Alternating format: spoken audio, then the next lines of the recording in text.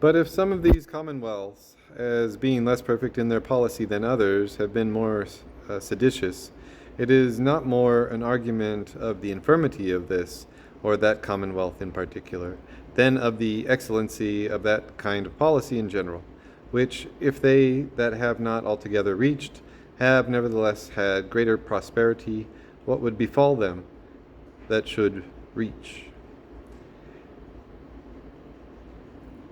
In answer to which question, let me invite Leviathan, who of all other governments giveth the advantage unto monarchy for perfection, to a better disquisition of it. But by these three assertions. The first, that the perfection of government lieth upon such a liberation in the frame of it, that no man or men in or under it can have the interest, or, having the interest, can have the power to disturb it with sedition. The second, that monarchy, reading the perfection of the kind, reacheth not unto the perfection of government, but must have some dangerous flaw in it. The third, that popular government, reaching the perfection of the kind, reacheth the perfection of government, and hath no flaw in it. The first assertion requireth no proof. For the proof of the second, monarchy, as hath been shown, is of two kinds, the one by arms, the other by nobility, and there is no other kind in that art or nature.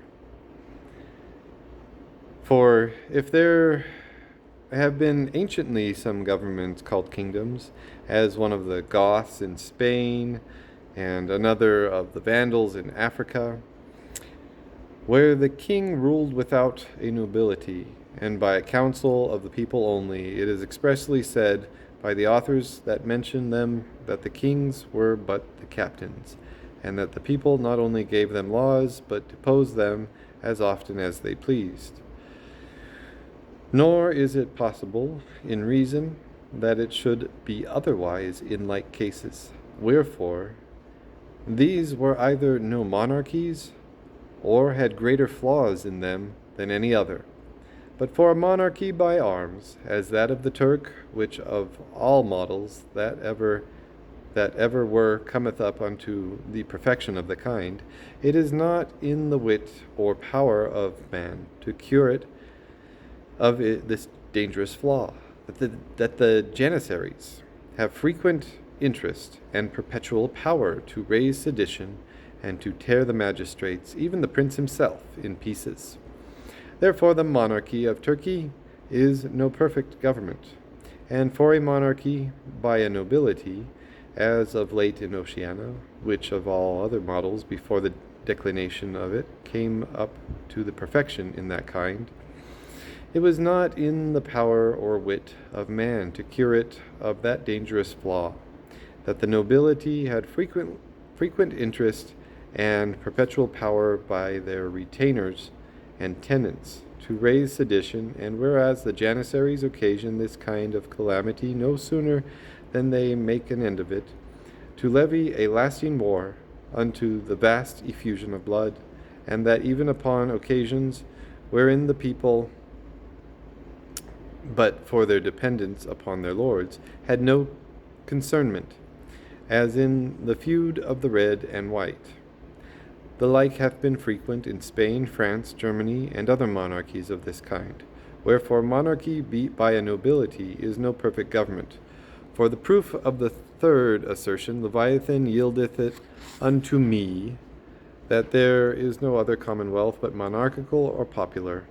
Wherefore, if no monarchy be a perfect government, then either there is no perfect government, or it must be popular. For which kind of constitution I have something more to say than Leviathan hath said, or ever will be able to say for monarchy, as, number one, that it is the government that was never conquered by any monarch from the beginning of the world unto this day.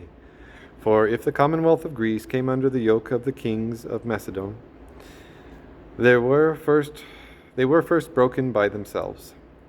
Number two, that it is the government that hath frequently led mighty monarchs in triumph.